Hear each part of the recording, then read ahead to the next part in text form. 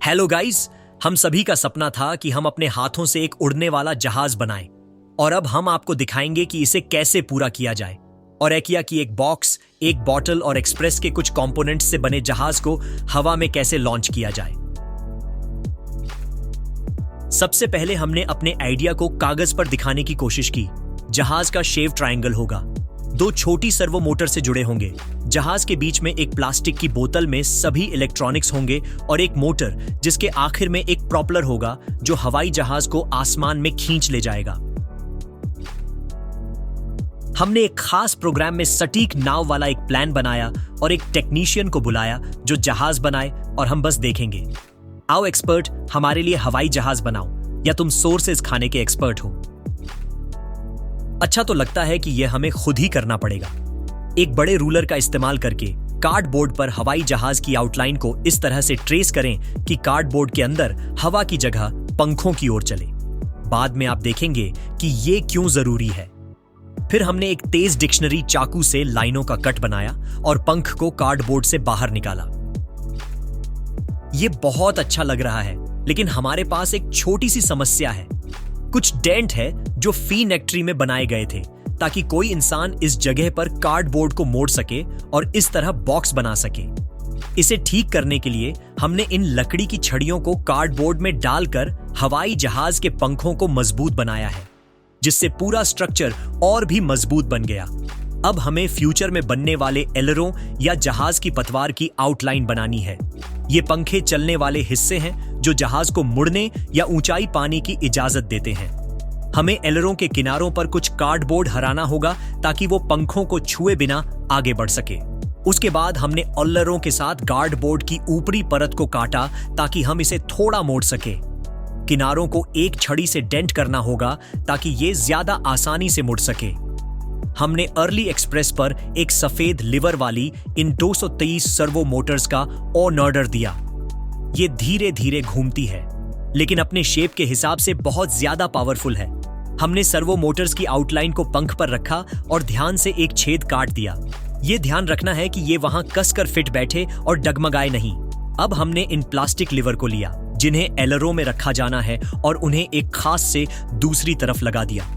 इसके बाद हमें एक पतला तार लेना है, इसे सीधा करना है और इसकी नोक को इस तरह से मोड़ना है। ये हमें इसे सर्वो में लगने और उल्टी तरफ घूमने देता है। तो सब कुछ इस तरह काम करना चाहिए। दूसरे पंख के साथ भी यही प्रोसेसर करना है और सर्वो को हॉट ग्लू से चिपकाना है। हमारे हवाई जहाज का दिल की छोटी हल्की लेकिन पावरफुल ब्रशलेस मोटर होगी। इसे एक बैटरी के साथ दिया गया है जो इसे पावर देती है। बदकिस्मती से हम बैटरी को सीधे मोटर से नहीं जोड़ सकते। सब कुछ ठीक से काम करने के लिए उन्हें वोल्टेज कन्वर्टर के जरिए कनेक्ट करना होगा। एक और जरूरी कंपोनेंट एक रिसीवर है जो हमारे कमांड्स को मोटर तक पहुंचाएगा, जो सभी सर्किट से जुड़ा होगा। हम प्रोपेलर के बारे में लगभग भूल ही गए थे। इसके लिए हमने एक छोटा प्लास्टिक नारंगी मॉडल ऑर्डर किया। हम इस चीनी रिमोट कंट्रोल को इसकी आंधी कीमत पर खरीदकर कुछ पैसे बचाने में कामयाब रहे। सेलर ने कहा कि उसने इसे सिर्फ एक बार इस्तेमाल किया था और इस पर जमी धूल को देखते हुए मान सकते हैं कि वो सच कह रहा था। चलिए बैटरी लगाते हैं और लगता है ये काम कर रहा है। थोड़ा एडजस्टमेंट करने के बाद हम रिमोट कंट्रोल की स्टिक्स को मोटरों के साथ सिंक्रनाइज करने में कामयाब हो गए और हमारा जहाज जिंदगी के पहले इशारे देने लगा। उम्मीद है कि मोटर पूरे स्ट्रक्चर को हवा में ऊपर उठाने के लिए पावरफुल होगी। बाद में हम पतवार के लिए एक बोतल लेने सुपरमार्केट गए। कोका कोला और नेस्टी के बीच हमें चुनना था, लेकिन क्योंकि कोयला का शेप ज्यादा अच्छा था इसीलिए हमने इसे चुना। दूसरी ओर कोका कोला की कैंप बहुत छोटी थी और क्योंकि हमें मोटर को उससे जोड़ना था, ये हमारे लिए एक समस्या हो सकती थी। ओके, फिर भी हमने एक ड्रिल से कीनअप में कुछ छेद किए, उनमें प्लास्टिक टाई डाली और मोटर को बोतल से सही से जोड़ा। इसके बाद हमने बोतल पर एक निशान बनाया और इसे पूरी तरह से काटा ताकि पंख इसके अंदर फिट हो सके।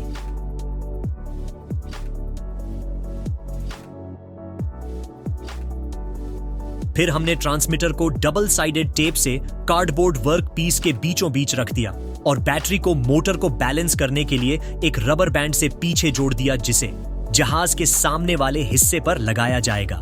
जहाज को पावर देने के लिए हमने सभी की एंटेनर को ट्रांसमीटर में प्लग कर दिया और सभी कंपोनेंट्स सही से लगाकर बोतल के अंदर छिपा दिया। हमें चिंता है कि टेस्टिंग के दौरान कई क्रैशेस होंगे जिसमें कार्डबोर्ड के पंखों को नुकसान पहुंचेगा। इसीलिए हमने पंखों के अगले हिस्से को डक केप से मजबूत कर दिया।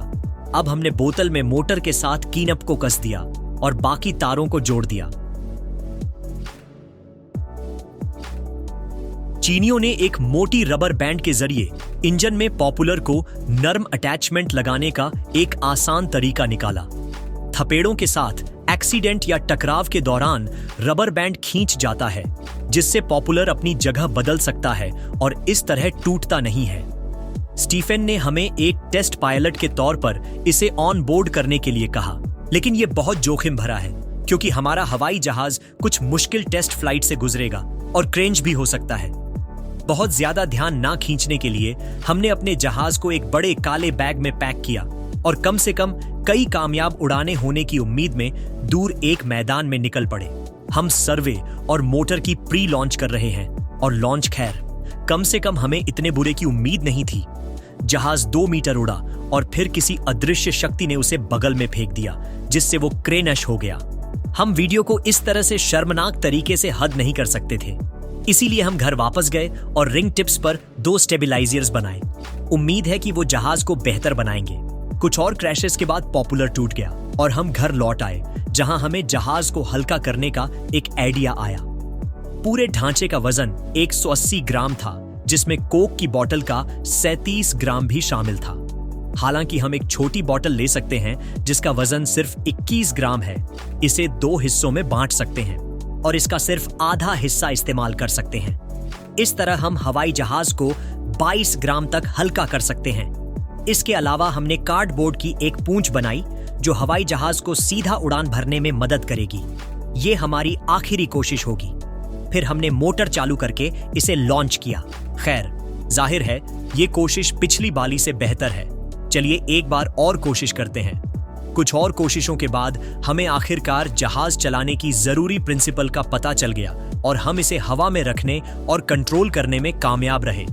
दिक्कत यह है कि अगर आप इसे खुद से दूर उड़ाते हैं और दाईं ओर मोड़ते हैं तो जाहिर है कि हवाई जहाज दाईं ओर उड़ेगा, लेकिन अगर ये घूमकर आपकी ओर उड़ता है तो उस स्टिक को दाईं ओर मोड़ने से जहाज आपकी नजरिए से बाईं ओर मुड़ जाता है और इंसानी दिमाग के लिए इसे अपनाना बहुत मुश्किल है।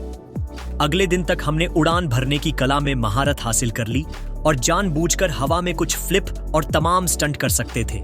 ये हैरत अंगीज लगता है, लेकिन आप अपने बचपन के सपने को पूरा कर सकते हैं और कार्डबोर्ड के एक टुकड़े, एक बॉटल और अली एक्सप्रेस के कंपोनेंट से अपना खुद का रेडियो कंट्रोल्ड हवाई जहाज बना सकते हैं। बस ये सीखना बाकी है कि इसे आसानी से कैसे उतारा जाए। इतने सारे क्रैश के बाद ये थोड़ा घिसा हुआ लग रहा है, लेकिन जाहिर है हम इसे ठीक कर देंगे और इसे फिर से एकदम नया बना देंगे। अगर आप इसी तरह एक हवाई जहाज बनाना चाहते हैं तो हम डिस्क्रिप्शन में सभी कंपोनेंट्स के लिंक डाल देंगे।